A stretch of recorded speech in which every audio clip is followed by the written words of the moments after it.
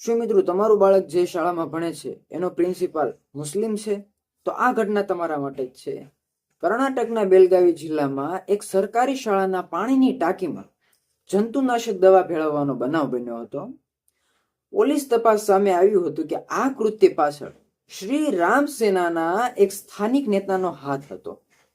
તેના મુખ્ય ઉદ્દેશ હતા કે ત્યાંનો જે મુસ્લિમ હેડમાસ્ટર છે તેની બદલી કરવાનો હતો.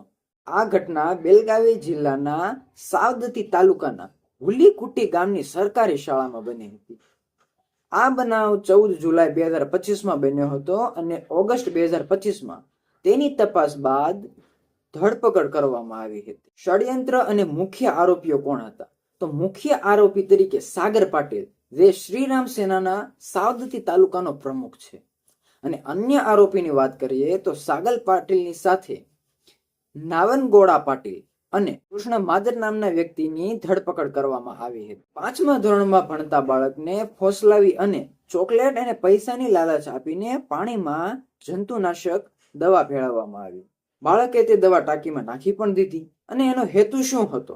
શાળાના હેડમાસ્ટર સુલેમાન બોરીનાઈક છેલ્લા 13 વર્ષથી ત્યાં ફરજ બજાવતા હતા. આરોપી સાગર પાટીલ ઈચ્છતો હતો કે શાળાનો હેડમાસ્ટર મુસ્લિમ હોવાથી તેની બદલી થવી જોઈએ. તેમણે વિચાર્યું કે જો બાળક પાણી પીને બીમાર પડશે તો હેડમાસ્ટર ઉપર બધો દોષ આવશે અને બદનામીના કારણે તંત્ર તેની બદલી કરી દેશે. પરિણામે શાળાના રસોઈયાને પાણીમાંથી દવાની વાસ આવતા દુર્ઘટના ટળી.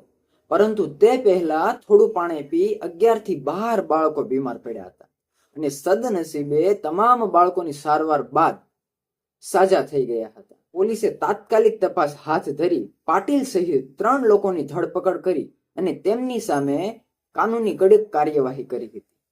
તો મિત્રો, તમારું શું કહેવું છે આવા લોકો વિશે જે અન્ય ધર્મો કે પોતાના ધર્મ વિશે આવી વિચારધારા અને માન્યતાઓ રાખતા હોય? શું આપણા બાળકો સાથે પણ આવો જ હાલ થશે? કમેન્ટમાં જરૂર જણાવજો.